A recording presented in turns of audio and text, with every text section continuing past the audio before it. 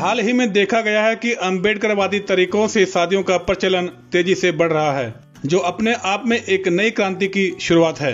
दरअसल अब दलित परिवारों में शादी विवाह के कार्ड में हिंदू देवी देवताओं की बजाय अम्बेडकर और तथागत बुद्ध के चित्र प्रकाशित करवाने का प्रचलन तेजी से बढ़ गया है। आज के पढ़े लिखे और अम्बेडकरवादी युवा आडंबर को छोड़कर अम्बेडकरवादी तरीके से शादियां कर रहे हैं। बाबा साहेब आम्बेडकर भारतीय संविधान को साक्षी मानकर संदीप उभरकर को अपना पति स्वीकार करती हूँ। दरअसल राजस्थान, मध्य प्रदेश, हरियाणा, उत्तर प्रदेश, बिहार व गुजरात इत्यादि में यह प्रवृत्ति काफी तेजी से बढ़ रही है। इसकी शुरुआत शादी के कार्डों में आ रहे बदलाव से देखी जा सकती है, तो वहीं बहुजन चिंतक इस बदलाव को अत्यंत सकारात्मक और अच्छा संकेत मानते हैं। उनका कहना है कि दलित समुदाय के सामूहिक विवाह सम्मेलन के आमंत्रण पत्र पर तथागत बुद्ध व बाबा साहेब डॉक्टर भीमराव अंबेडकर के चित्र पहुंच चुके हैं। हमें इस शुरुआत का सहयोग करना चाहिए और उम्मीद है आगे इससे भी अच्छा होगा। अगर हमने पुरोहितों के पाखंड में उलझे लोगों के इस कदम की आलोचना की तो वो वापस उसी रूढ़िवादी के अंधे कुएं में जा गिरेंगे, जहाँ से निकलने को वे प्रयासरत हैं। उनका मानना है कि किसी न किसी समय और जगह से तो शुरुआत करनी ही होगी। रुकने के बजाय छोटे छोटे कदमों से ही सही, परंतु चलना तो होगा।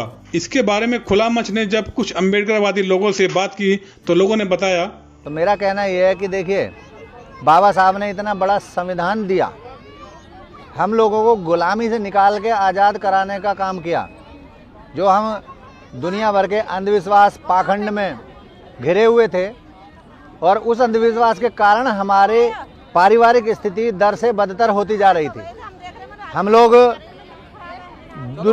कुरीतियों में घिरे पड़े थे। बाबा साहब ने संवैधानिक माध्यम से हमको ये उनके योगदान ये रहा कि हमें उस कुरीतियों से निकाल के आज इस लायक बनाया कि हम सूट बूट में आपके सामने बैठे हैं। और हमारे साथी न केवल वकील, जज, IAS, PCS तक हो गए हैं, डॉक्टर हमारी कई बेटियां हैं, बेटे हैं। तो ये बाबा साहब की देन है।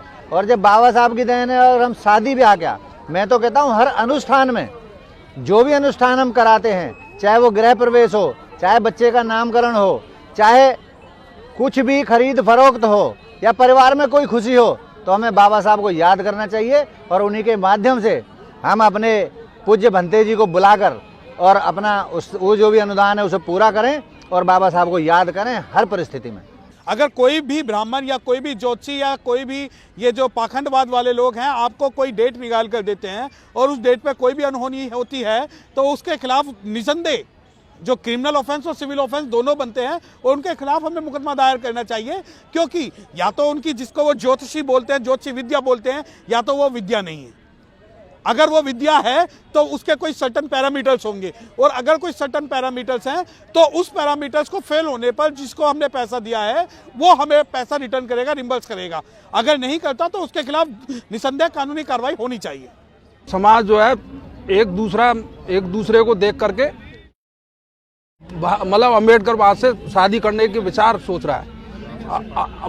जो ब्राह्मणवाद जो है या अंधभक्त जो बने हुए हैं वो भी बाबा साहब के शरण में आ रहे हैं और शादी वगैरह जो बाबा साहब के रूप में ही कर रहे हैं, बाबा साहब के उसमें शरण में कर रहे हैं। अच्छा मानते हैं कि हाँ, हम ब्राह्मणवाद से बाहर निकल रहे हैं। वो जो झूठा हमें प्रलोभन देते हैं उनसे बाहर निकल रहे तो अच्छी बात है। दूसरा मैं ये कहना चाहता हूँ कि अगर लक्ष्मी के पूजने से धन आता है तो ब्राह्मण लोग पढ़ाई क्यों करते हैं, या हमें पढ़ाई करने की क्या जरूरत है? हम लक्ष्मी की आरती उतारते नहीं, उसी से धन आ जाएगा। अगर सरस्वती की पूजा करने से अगर ज्ञान आता है तो ये विश्वविद्यालय, कॉलेज, स्कूल मनाने की जरूरत क्या है? ये सब अंधविश्वास है। आज के समय की मांग है कि हम प्राचीन परंपराओं को नकार दें जिनके हमारे जीवन में कोई औचित्य नहीं है। हमें पाखंडी रूढ़ियों व मान्यताओं को छोड़कर वैज्ञानिक, तार्किक, बौद्धिक व आधुनिक रीतियों को आगे बढ़ाना होगा। लोग मानते हैं कि बहुजन समाज में तेजी से बदलाव आ रहा है। अब लोग ब्राह्मणों से कुंडली मिलान, मुहूर्त निकलवाने, दूल्हा दुल्हन के गठजोड़ के बाद मंदिरों में जात लगाने जैसी अवैज्ञानिक रस्मों को तोड़ रहे हैं और संवैधानिक तरीकों की ओर बढ़ रहे हैं। शादी के निजी व सामूहिक आयोजन के निमंत्रण पत्रों में आ रहे बदलाव निश्चित रूप से एक नई शुरुआत है। इसे भीम युग के आगाज के रूप में लिया जा सकता है। ब्राह्मणवादी रीति रिवाज जन्म से मृत्यु तक और मृत्यु के बाद भी पिंड नहीं छोड़ते, परंतु अब लग रहा है कि आधुनिक भारत के बहुजन युवा इस मनु समर्थित ब्राह्मणवाद का पिंडदान करके ही दम लेंगे। खुला मंच के लिए जयराम की रिपोर्ट। इसी तरह के वीडियो को देखने के लिए वीडियो को लाइक, शेयर और चैनल को सब्सक्राइब करें।